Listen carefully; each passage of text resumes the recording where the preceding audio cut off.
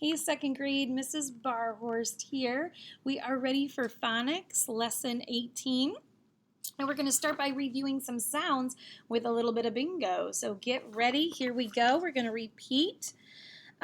Please put an X.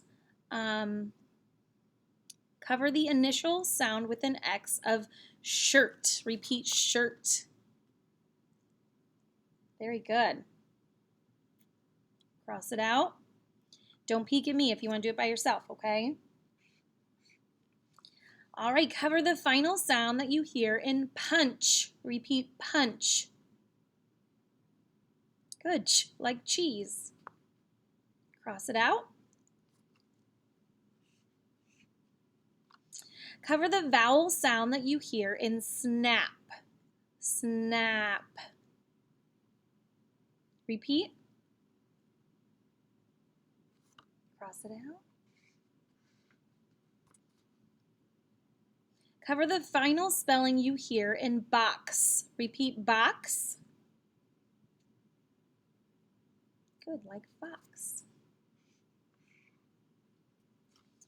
Cover the initial sound that you hear in otter. Repeat otter.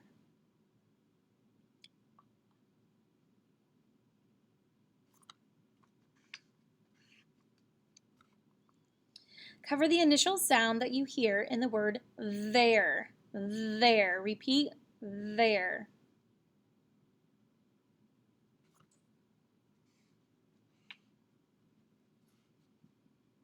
Cover the vowel sound you hear in wisp. Wisp. Repeat wisp. Stretch that word out. Wisp. I want to hear phonics bingo when you see a bingo. Cover the initial sound that you hear in Valentine. Repeat Valentine.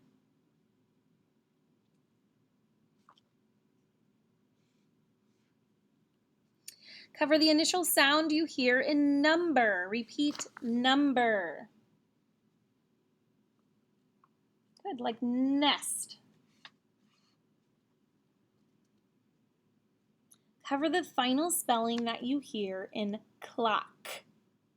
Repeat clock. Good.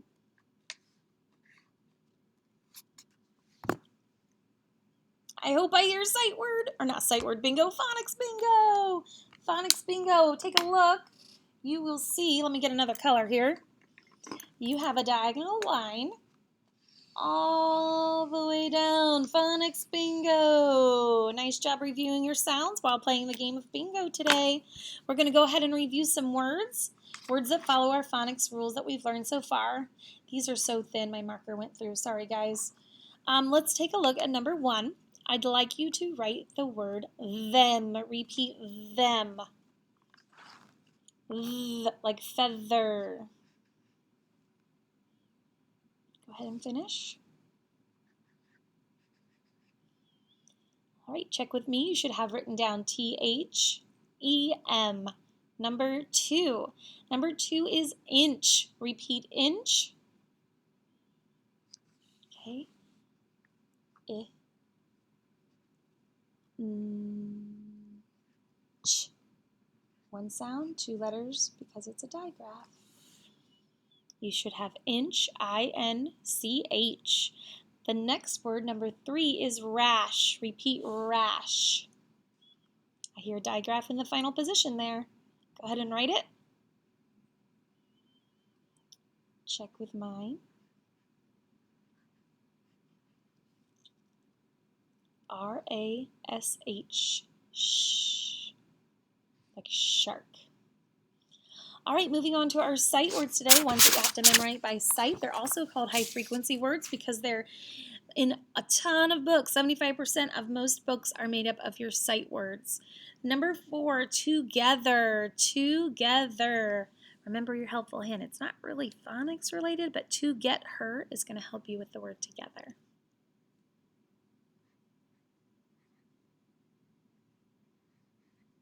Go ahead and write it. Then check with mine. Don't wait for me, guys. I want you to try it out and then check with me so you can start figuring out what you're struggling with and focus on that.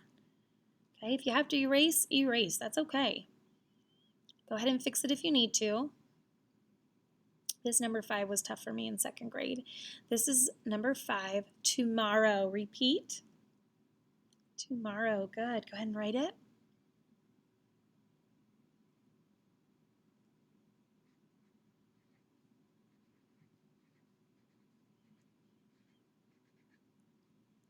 Check with mine. 2 R's. What confused me is I used to think it was 2 M's, but I finally got the hang of it when I realized it was 2 R's.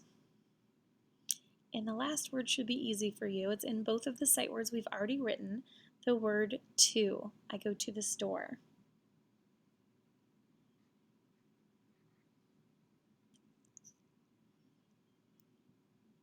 All right, TO2. We're going to skip the new sounds and words, and we're going to go down to the high frequency word box. Just a reminder of what I want you to do with your teacher at home.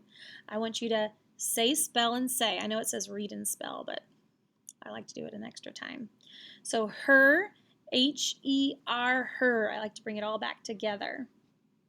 So go ahead and do all of those words with your teacher at home. And we're going to move on today. I'm going to cover this so you're not confused by too many things in front of you. All right, friends, I'd like you to go ahead and echo some words with me today, focusing on the final position sounds. Echo these words. Number, repeat. Good. Letter, and otter, repeat. Okay. What sound do you hear in the final position, the end of the words? Number, letter, and otter. I hear the sound. I'd like you to take a look at these words. Here's number, letter, and otter. Look at these words and think about what is making the sound in the final position. You're right, it's actually 2 letters. 2 letters are representing the sound. It's the E and the R. Is called a combination. A combination is 2 letters that come together, but they make an unexpected sound. Now, a digraph is 2 letters that come together to make one sound. A combination is 2 letters that come together to make an unexpected sound. So if I see ER, I usually think like elephant and like rabbit. But it actually makes the unexpected sound of just Okay? We code combinations, and we're going to have quite a few here in a row, with arcs. And arcs look like this. Combination ER. Combination ER, combination ER. It's like a big breathe, a big smile face under the letters, okay? The E is part of the combination, so we make sure when you do this and you make the arc that it includes the E and the R. You do not need to breathe in macron the E because it is part of that combination. It is already coded there. Okay. We're going to go ahead and look through these words and go ahead and code them. Let's take a look. You can see that the E and the U are 2 vowels. So we're going to code vowel to vowel, consonant, consonant. I see a V, CCV pattern. We're going to put that division line and the accent mark in there. I'm going to go to the vowel U. It is breathed. It's short because it's followed by a consonant. I do not breathe the E because it's part of the combination. You've actually already coded it, okay? And let's go ahead and look at the other ones. I didn't leave myself much space here, but very similar in coding. 2 vowels, code vowel to vowel, consonant, consonant, division line between the consonants with an accent mark. Breathe that E because it's followed by a consonant. You don't need to code this E because you already have, okay? And down here at the bottom, vowel to vowel, consonant, consonant, Division line in between. Breathe that O. Already took care of coding the ER, and that's otter. So we have number, letter, and otter. All right. So now we're going to go ahead and talk about our cards. What are our cards for the combination ER? Here you'll see the letter card, and when you see this card, you say combination ER. We don't go through letter cards very often, but if we do, you go ahead and say what it is, combination ER. Now I have a picture that is our new keyword for the sound This is yellow. Try to get you to guess what it is. People use it when they cook, and many people spread this on toast. Can anyone guess what the keyword is? Butter, okay? I just want to make sure that I told you everything you need to know about combination ER. I think I did. Yeah. It is often found in the final position of a word. It can also be found in the medial middle position as well. Let's go ahead and talk about the new words with the ER combination in them. So we're going to go ahead and take a look at number 7. The new sound is Repeat Now we've done like rabbit, but now we're going to focus on ER, combination ER. And that combination is going to be in these next words. Number 8 is term, a period of time, a term. Go ahead and write it.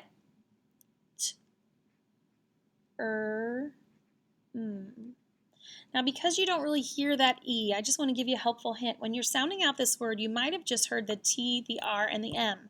But keep in mind, all syllables need a vowel, and that's where it is, with the ER. Okay? Number 9, the next word is under. The opposite above is under.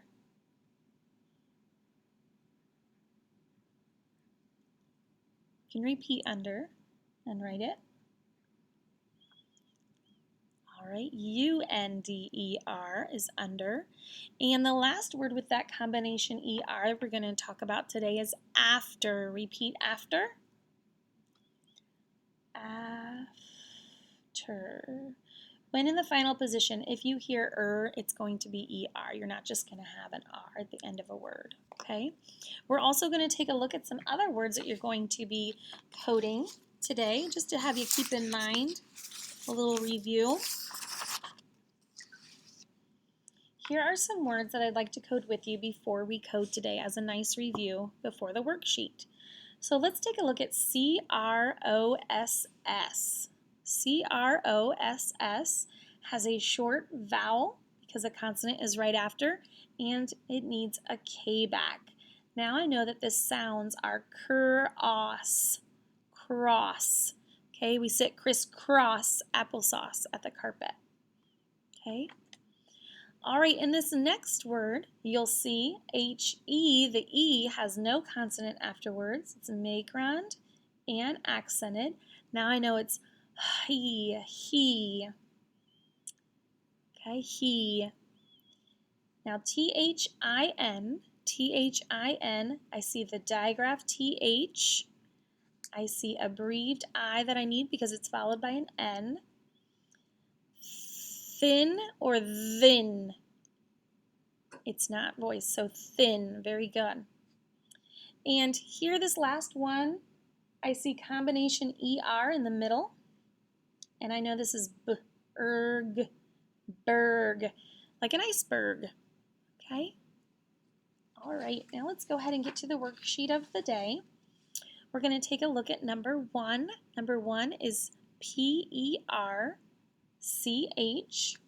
I'm going to make it a little bit of a thinner pen so you guys can see a little easier. So right away, I see there is the combination ER that we are studying today, and we're going to arc that ER. I can see that there is a digraph, CH. Please remember, a digraph is 2 letters that make one sound. A combination is 2 letters that make an unexpected sound. Now that I've coded it, I know the sounds perch, perch. A bird will perch, or this is actually called a perch. I'm going to draw a line down there. Number 2 I see is V-E-R-B, combination E-R. Right there is the only code that you need. And this is verb, verb, verb. A verb is a kind of word that is an action word. There's no picture of verb, but that is the word verb. Number 3 is B-E. Go ahead and code that first for me, see if you remember. Just gave you an example like it.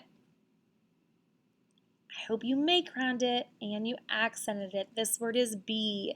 Not like a bumblebee, but I want to be an astronaut when I grow up. Bee.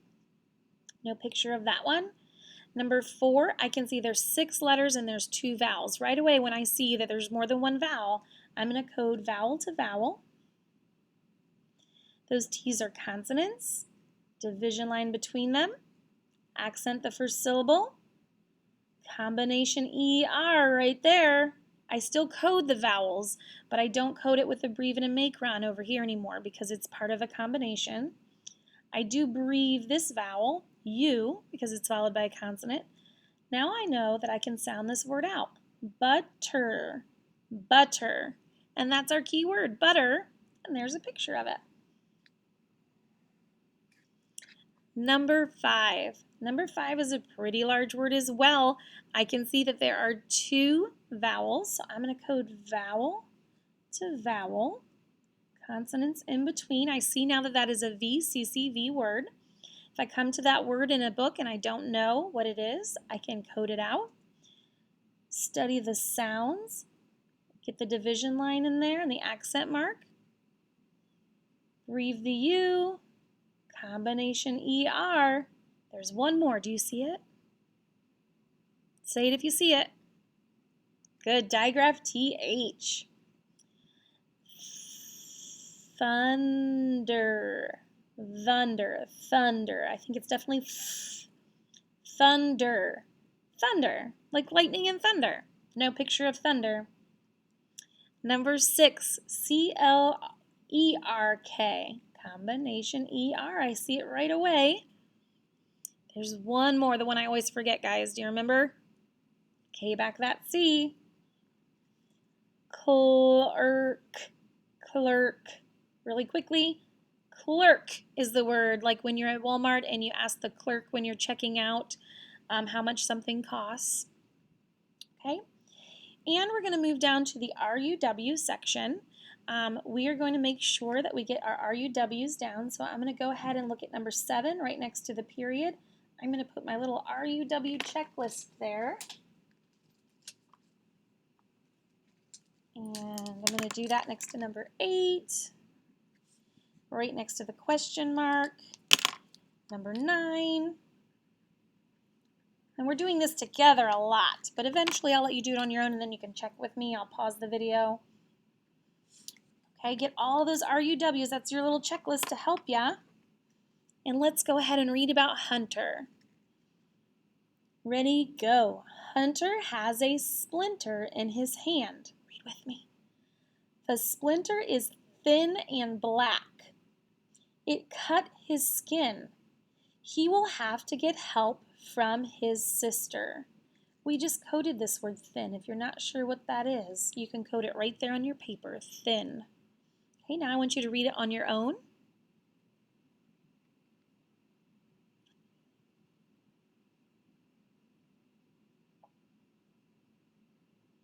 Okay, very good. If you need more time, go ahead and pause me. Hunter has a splinter in his hand. The splinter is thin and black. It cut his skin. He will have to get help from his sister. Okay, so number 7, the splinter cut Hunter's blank.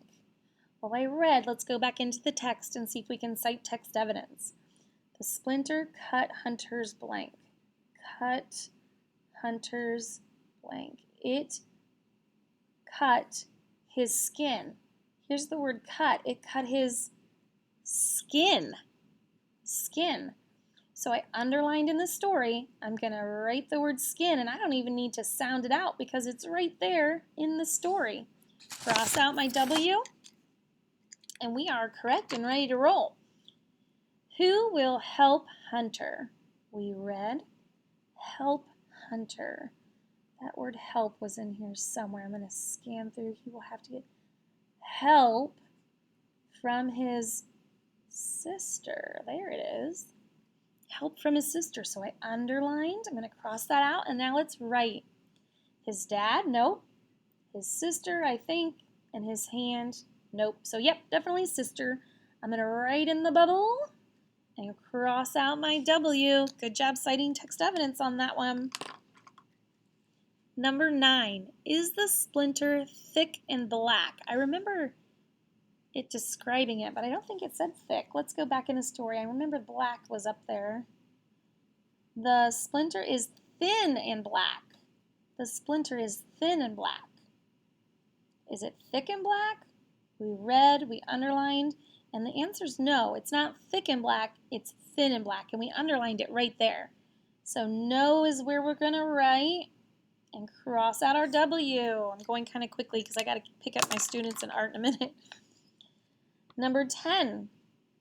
What did the splinter do to Hunter's skin? What did it do to Hunter's skin? We read Hunter's splinter. It cut his skin, right? We can underline that again. It cut his skin. Let's go ahead and think about how to restate this question. What did the splinter do to Hunter's skin? What did our question words we're not going to use to restate? We can use a capital T for the splinter, and we can add cut his skin, or we could copy Hunter's skin, either way. So the splinter